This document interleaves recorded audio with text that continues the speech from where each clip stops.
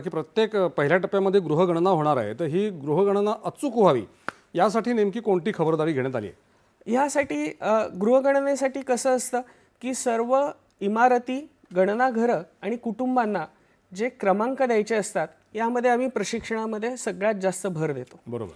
तसंच आम्ही प्रगणकांना हे देखील सांगितलेलं असतं की ज्या कुटुंबांनी स्वगणना केलेली आहे त्यांना आणि ज्या कुटुंबांनी स्वगणना केलेली नाही अशा सर्व लोकांना तुम्ही एक प्रश्न जरूर विचारा की या कुटुंबात सर्वसामान्यतः निवास करणाऱ्या व्यक्तींची संख्या किती.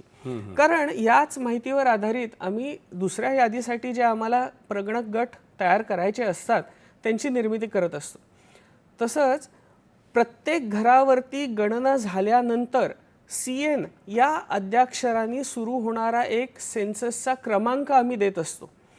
तर ज्या गणना घरांवरती CN असा क्रमांक 16 मे ते 14 जून या कालावधीत पडणार नाही अशा कुटुंबांनी आमच्या राष्ट्रीय हेल्पलाईन 1855 1855 या क्रमांकावर जर संपर्क साधला तर स्थानिक प्रशासनाच्या मदतीने आम्ही जरूर त्याची पूर्तता करू की अशा कुटुंबांना आम्ही सामील करून घेऊ. पण जरी काही कारणास्तव काही कुटुंब, कारण मे महिन्याची सुट्टी आहे, लोक बाहेरगावी गेलेली असतात, कुलूपबंद घरं असतात, प्रगणक तिथे 2दा-3दा व्हिजिट करतात पण तरी देखील ते कुलूपबंद घर आढळतं, अशा कुटुंबांनी काळजी करण्याची काहीच आवश्यकता नाही.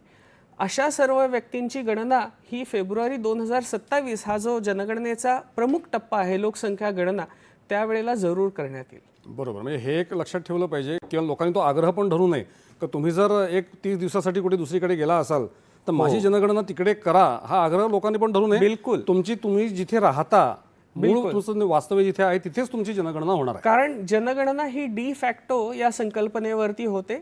जी व्यक्ती संदर्भ कालावधीमध्ये जिथे निवास करते तिथे त्या व्यक्तींची गणना होते. सर, ह्या आता